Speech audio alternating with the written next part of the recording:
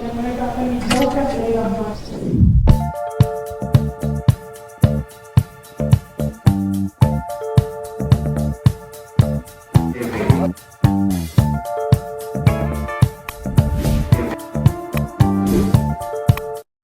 Yang dilakukan oleh penyidik Polda Metro Jaya dan jaksa penuntut umum pada Kejaksaan Negeri Jakarta Selatan kepada saya merupakan kejahatan kemanusiaan yang wajib dihentikan. Majelis Hakim yang mulia, saya ini adalah orang yang menyuarakan edukasi tentang bahayanya produk skincare yang dijual bebas di e-commerce dengan menggunakan jarum suntik tanpa pengawasan dokter spesialis yang seharusnya dilakukan di klinik kesehatan dengan pengawasan yang ketat. Saat ini saya ini sudah menyelamatkan banyak muka wajah wanita Indonesia.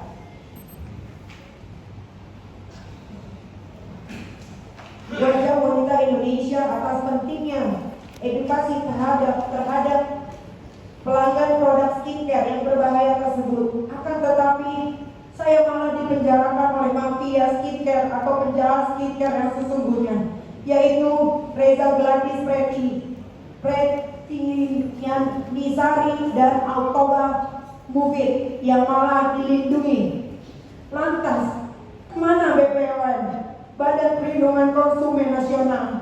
Ayo bergerak lindungi masyarakat dan para konsumen, bukan malah diam saja. Atau jangan-jangan ikut andil melindungi para mafia produk skincare yang berbahaya. Ini yang dijual bebas di pasaran demi keuntungan mafia skincare atau penjahat skincare yang berlindung di balik hukum yang sangat meresahkan bagi orang-orang awam pada umumnya yang tidak tahu akan bahaya skincare tersebut. Kalau begitu, saya minta kepada Bapak Presiden Prabowo Subianto sebagai Kepala Negara Kesatuan Republik Indonesia agar membubarkan saja BPOM dan Badan Perlindungan Konsumen Nasional dari negara kita ini, karena cuma diam saja tidak bisa berbuat apa-apa. Patut diduga justru melindungi para mafia skincare seperti Dr. Reza Gladys Pretisari dan Altoba Mufid. Daripada uangnya untuk membiayai lembaga BPOM dan Badan Perlindungan Konsumen Nasional tidak jelas dipakai untuk melindungi rakyat dan konsumen, justru patut diduga melindungi para mafia skincare atau penjahat skincare. Maka lebih baik uangnya digunakan untuk membantu rakyat Indonesia yang masih memerlukan bantuan dan uluran tangan untuk kebaikan orang-orang yang tidak mampu. Sangat ironis potret dari penegak hukum di negara ini. Saya yang hanya seorang perempuan lemah dijadikan target masifnya tindakan zalim dari penyidik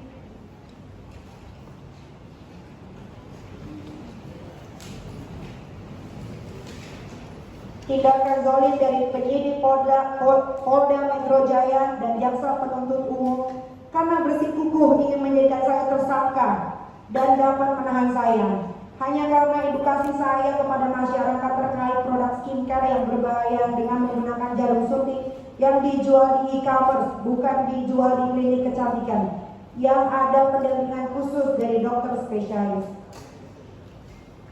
Di dalam jeruji besi, saya merenungi dan bertanya di dalam hati. 1. Apakah saya pernah melakukan kerugian terhadap negara? 2. Apakah saya pernah melakukan aksi teror terhadap negara? 3. Apakah saya pernah melakukan perusakan fasilitas negara? Majelis Hakim yang mulia, berdasarkan uraian tersebut di atas, dengan ini saya selaku terdakwa memohon Majelis Hakim yang mulia berkenan untuk memutuskan: 1. Menyatakan surat dakwaan jaksa penuntut umum nomor register perkara PDM 154/JKTSL/EOA 2/06/2025 tanggal 24 Juni 2025 batal demi hukum atau menyatakan tidak dapat diterima dan dinyatakan tidak sah.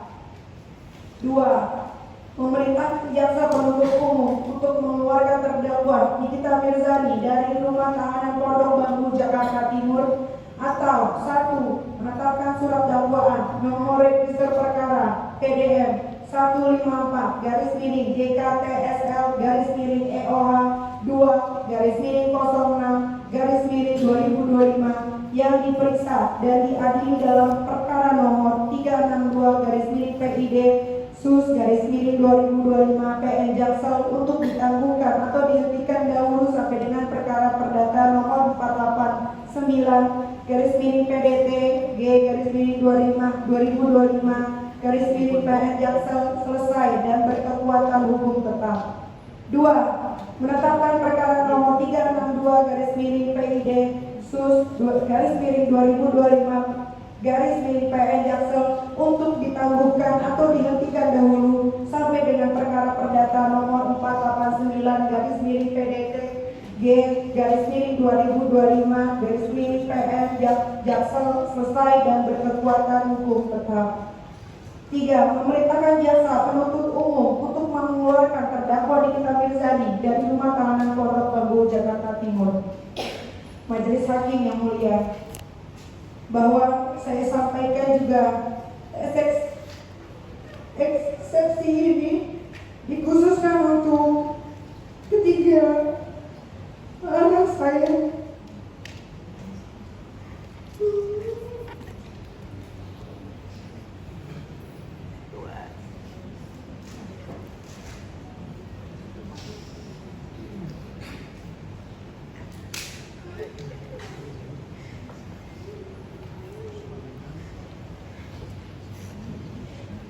Yang bernama Laura Rizani Mawardi, Askara Kila Mawardi, dan Arkana Mawardi,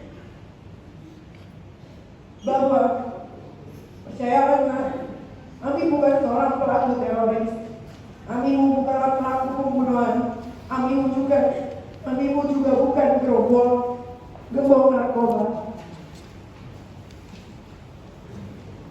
Akan tetapi, mengapa kami diperlakukan seperti penjahat yang sangat berbahaya untuk negara kesatuan Republik Indonesia tercinta ini?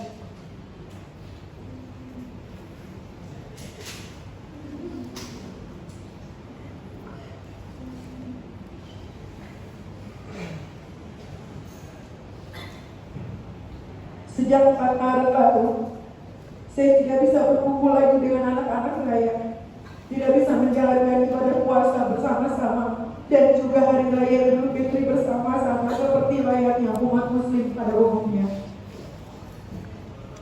Hal ini sangat menyayat hati dan menyiksa batin saya. Teruntuk ketiga anakku, kami kangen.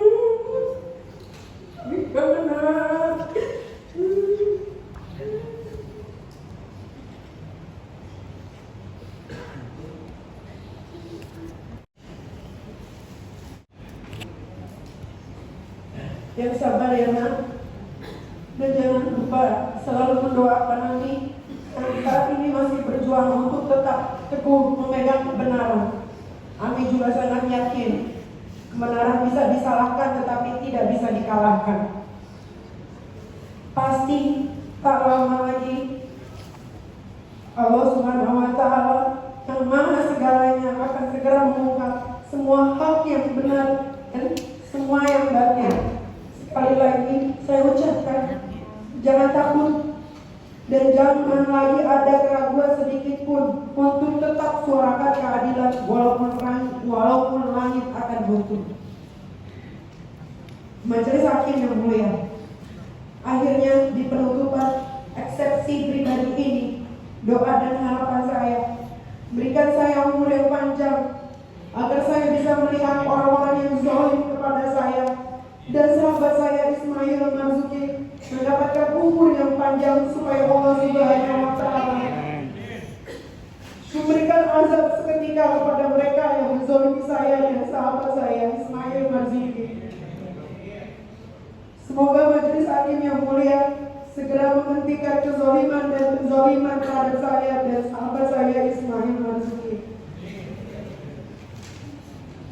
Semoga majelis hakim yang mulia diberikan kekuatan oleh Allah Subhanahu wa Ta'ala untuk menegakkan keadilan dan melenyapkan kezaliman, serta menjadi garda terdepan dalam menjaga tatanan hukum di Indonesia agar tidak dirusak oleh mafia hukum dan mafia skincare manapun, serta menumbangkan semua tirai kezaliman. Kezaliman adalah perbuatan yang sangat tercela dan akan mendapatkan balasan yang setimpal, baik di dunia maupun di akhirat. Allah Subhanahu wa Ta'ala tidak akan menolong orang-orang yang zalim dan mereka akan dijauhkan dari rahmat-Nya. Jika ada orang yang zalim, maka doa orang yang zalim akan didengar dan dikabulkan oleh Allah Subhanahu wa Ta'ala, sebagaimana disebutkan dalam Al-Quran Asy-Syura ayat 42. Sesungguhnya dosa itu atas orang-orang yang berbuat zalim kepada manusia dan melampaui batas di muka bumi ini tanpa hak. Mereka itu mendapatkan azab yang pedih. Hud ayat 113. Dan janganlah kamu cenderung kepada orang-orang yang zalim, yang menyebabkan kamu diserbu api neraka. Sedang kamu sekali-sekali tidak mempunyai seseorang penolong pun selain dari Allah. Kemudian kamu tidak akan diberi pertolongan.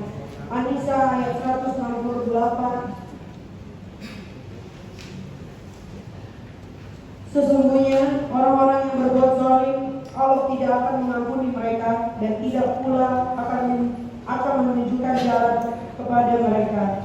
Bahwa sebagaimana disebut dalam hadis Rasulullah SAW, wahai hambaku, sesungguhnya aku telah mengharamkan kezaliman atas diriku, dan aku jadikan kezaliman itu haram di antara kalian. Karena itu janganlah kalian saling menzalimi. Jauhilah kezaliman, karena kezaliman adalah kegelapan pada hari kiamat. Dan orang-orang yang zalim akan digigit oleh kedua tangan